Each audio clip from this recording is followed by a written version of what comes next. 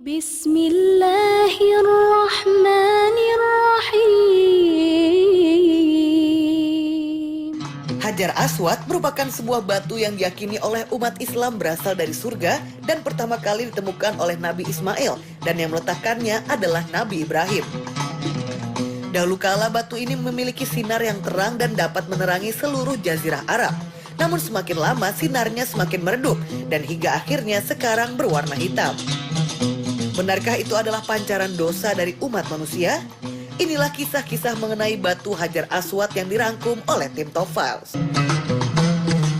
Kisah ini bermula dari Nabi Ibrahim alaihi salam yang diperintahkan oleh Allah Subhanahu wa taala untuk membangun kembali Ka'bah. Nabi Ibrahim alaihi salam memenuhi perintah itu dibantu putranya Nabi Ismail alaihi salam. Saat hampir selesai mengerjakannya, Nabi Ibrahim merasa ada yang kurang pada Ka'bah. Kemudian ia memerintahkan putranya, "Anakku, pergilah engkau mencari sebuah batu lagi yang akan aku letakkan di Ka'bah sebagai penanda bagi manusia." Nabi Ismail mematuhi perintah dari sang ayah, lalu ia pun pergi dari satu bukit ke bukit lain untuk mencari batu yang paling baik.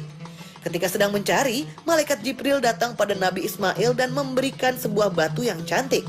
Dengan senang hati ia menerima batu itu dan segera membawa batu itu untuk diberikan kepada ayahnya. Nabi Ibrahim pun gembira dan mencium batu itu beberapa kali. Kemudian Nabi Ibrahim bertanya pada putranya, "Dari manakah kamu memperoleh batu ini?" Nabi Ismail menjawab, "Ayahku, batu ini aku dapat dari yang tidak memberatkan cucuku dan cucumu." Nabi Ibrahim mencium batu itu lagi dan diikuti juga oleh Nabi Ismail. Perlu diketahui bahwa Hajar Aswad adalah batu yang diturunkan dari surga. Asalnya batu itu putih seperti salju, namun karena dosa manusia dan kelakuan orang-orang musyrik di muka bumi, batu tersebut akhirnya berubah menjadi hitam. Rasulullah Shallallahu Alaihi Wasallam bersabda, "Hajar Aswad turun dari surga, padahal batu tersebut begitu putih, lebih putih daripada susu. Dosa manusialah yang membuat batu tersebut menjadi hitam." Hadis riwayat Tirmizi ayat 877. Hajar Aswad merupakan bagian yang tidak bisa terpisahkan dari Ka'bah. Ia menjadi tanda awal dan akhir dari ritual tawaf. Ia juga merupakan salah satu situs suci Islam yang paling bisa dilihat, disentuh, serta dicium. Bahkan sebelum berdirinya peradaban Islam, Hajar Aswad telah menjadi sebuah pilar suci bagi masyarakat Arab saat itu.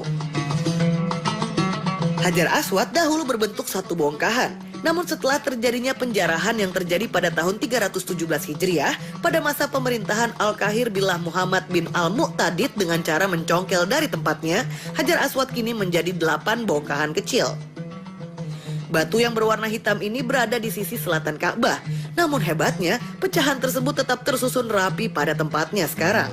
Batu hitam itu terletak di sudut selatan Ka'bah pada ketinggian 1,10 meter dari lantai Masjidil Haram ini yang berukuran panjang 25 cm dan lebar 17 cm. Abu Thohir, Sulaiman bin Abu Sa'id Al-Husain Al-Janabi, tokoh golongan Karomitah pada masanya, yang telah menggegerkan dunia Islam dengan melakukan kerusakan dan peperangan terhadap kaum muslimin.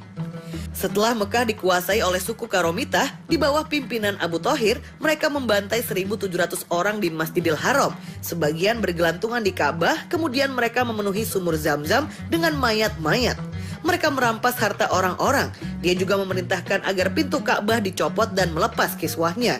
Selanjutnya, ia merobek-robeknya di hadapan para pengikutnya. Pada tanggal 7 Zulhijjah tahun 317 Hijriah, Abu Thohir memerintahkan Zakfar bin Ilas untuk mencopot Hajar Aswad dan membawanya. Setelah itu ia membabi buta dengan membunuh orang-orang yang sedang tawaf, itikaf, dan sholat. Kemudian mereka membawa Hajar Aswad ke negerinya. Setelah masa 22 tahun Hajar Aswad dalam penguasaan Abu Thohir, ia kemudian dikembalikan. Tetapnya pada tahun 339 Hijriah. Pasalnya, berbagai usaha dan upaya untuk mengembalikannya sudah dilakukan. Amir Bajkam At-Turki pernah menawarkan 50.000 dinar sebagai tebusan Hajar Aswad. Tetapi tawaran ini tidak meluluhkan hati Abu Thohir, pimpinan Karomitah saat itu. Pada tahun 339 Hijriah, sebelum mengembalikan ke Mekah, orang-orang Karomitah mengusung Hajar Aswad ke Kufah dan menggantungkannya pada 7 tiang Masjid Kufah agar orang-orang dapat menyaksikannya. Lalu saudara Abu Thohir menulis ketetapan, "Kami dahulu mengambilnya dengan sebuah perintah, dan sekarang kami mengembalikannya dengan perintah juga agar pelaksanaan manasik haji umat menjadi lancar. Dikisahkan oleh sebagian orang bahwa pada saat penjarahan Hajar Aswad, orang-orang Karomitah terpaksa mengangkut Hajar Aswad di atas beberapa onta. Punuk-punuk onta sampai terluka dan mengeluarkan nanah, tetapi saat dikembalikan hanya membutuhkan satu tunggangan saja tanpa terjadi hal-hal aneh dalam perjalanan. Ketahuilah bahwa Ka'bah itu memiliki 4 rukun. Pertama adalah rukun Hajar Aswad, kedua adalah rukun Yamani. Rukun Hajar Aswad dan rukun Yamani disebut dengan Yamaniyani. Adapun 2 rukun yang lain disebut dengan Syamiyani. Rukun Hajar Aswad memiliki 2 keutamaan, yaitu pertama, di sana adalah letak qawaid atau pondasi Nabi Ibrahim alaihissalam, dan kedua, di sana terdapat Hajar Aswad. Sedangkan rukun Yamani memiliki 1 keutamaan saja, yaitu karena di sana adalah letak qawaid atau pondasi Nabi Ibrahim.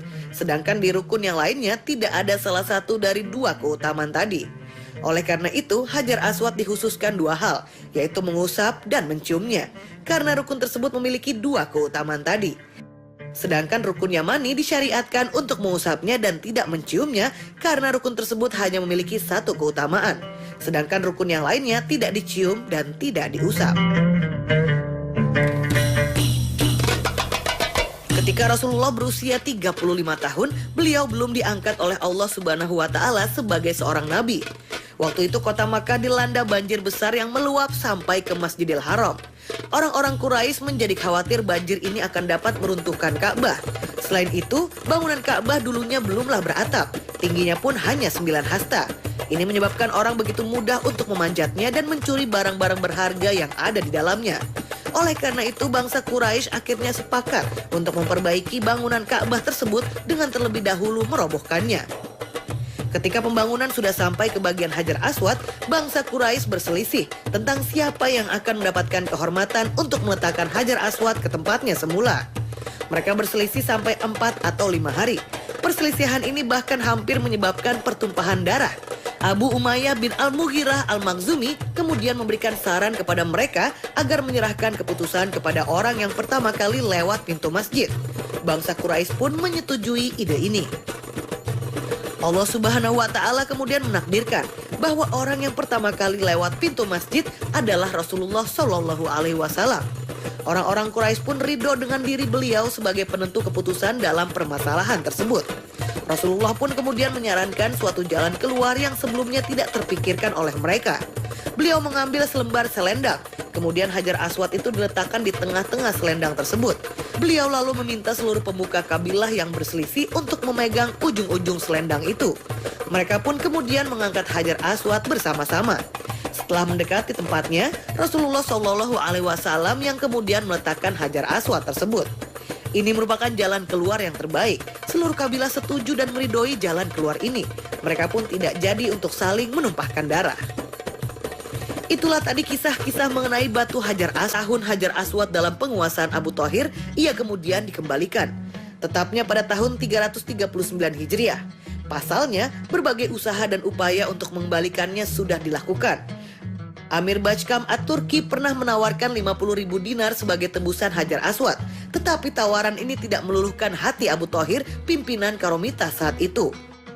Pada tahun 339 Hijriah, sebelum mengembalikan ke Mekah, orang-orang Karomitah mengusung Hajar Aswad ke Kufah dan menggantungkannya pada 7 tiang Masjid Kufah agar orang-orang dapat menyaksikannya. Lalu saudara Abu Thahir menulis ketetapan, kami dahulu mengambilnya dengan sebuah perintah, dan sekarang kami mengembalikannya dengan perintah juga, agar pelaksanaan manasik haji umat menjadi lancar. Dikisahkan oleh sebagian orang bahwa pada saat penjarahan Hajar Aswad, orang-orang Karomitah terpaksa mengangkut Hajar Aswad di atas beberapa onta. Punuk-punuk onta sampai terluka dan mengeluarkan nanah, tetapi saat dikembalikan hanya membutuhkan satu tunggangan saja tanpa terjadi hal-hal aneh dalam perjalanan. Ketahuilah bahwa Ka'bah itu memiliki 4 rukun. Pertama adalah rukun Hajar Aswad, kedua adalah rukun Yamani. Rukun Hajar Aswad dan rukun Yamani disebut dengan Yamaniyani. Adapun 2 rukun yang lain disebut dengan Syamiyani. Hajar Aswad merupakan sebuah batu yang diyakini oleh umat Islam berasal dari surga dan pertama kali ditemukan oleh Nabi Ismail, dan yang meletakkannya adalah Nabi Ibrahim. Dahulu kala batu ini memiliki sinar yang terang dan dapat menerangi seluruh jazirah Arab. Namun semakin lama sinarnya semakin meredup dan hingga akhirnya sekarang berwarna hitam. Benarkah itu adalah pancaran dosa dari umat manusia? Inilah kisah-kisah mengenai batu Hajar Aswad yang dirangkum oleh tim Top Files. Kisah ini bermula dari Nabi Ibrahim alaihissalam yang diperintahkan oleh Allah Subhanahu wa Ta'ala untuk membangun kembali Ka'bah. Nabi Ibrahim alaihissalam memenuhi perintah itu dibantu putranya Nabi Ismail alaihissalam. Saat hampir selesai mengerjakannya, Nabi Ibrahim merasa ada yang kurang pada Ka'bah. Kemudian ia memerintahkan putranya, "Anakku, pergilah engkau mencari sebuah batu lagi yang akan aku letakkan di Ka'bah sebagai penanda bagi manusia." Nabi Ismail mematuhi perintah dari sang ayah, lalu ia pun pergi dari satu bukit ke bukit lain untuk mencari batu yang paling baik. Ketika sedang mencari, malaikat Jibril datang pada Nabi Ismail dan memberikan sebuah batu yang cantik. Dengan senang hati ia menerima batu itu dan segera membawa batu itu untuk diberikan kepada ayahnya. Nabi Ibrahim pun gembira dan mencium batu itu beberapa kali. Rukun Hajar Aswad memiliki dua keutamaan, yaitu pertama, di sana adalah letak qawaid atau pondasi Nabi Ibrahim alaihissalam, dan kedua, di sana terdapat Hajar Aswad.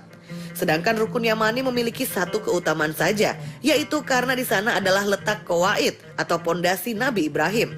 Sedangkan di rukun yang lainnya tidak ada salah satu dari dua keutamaan tadi.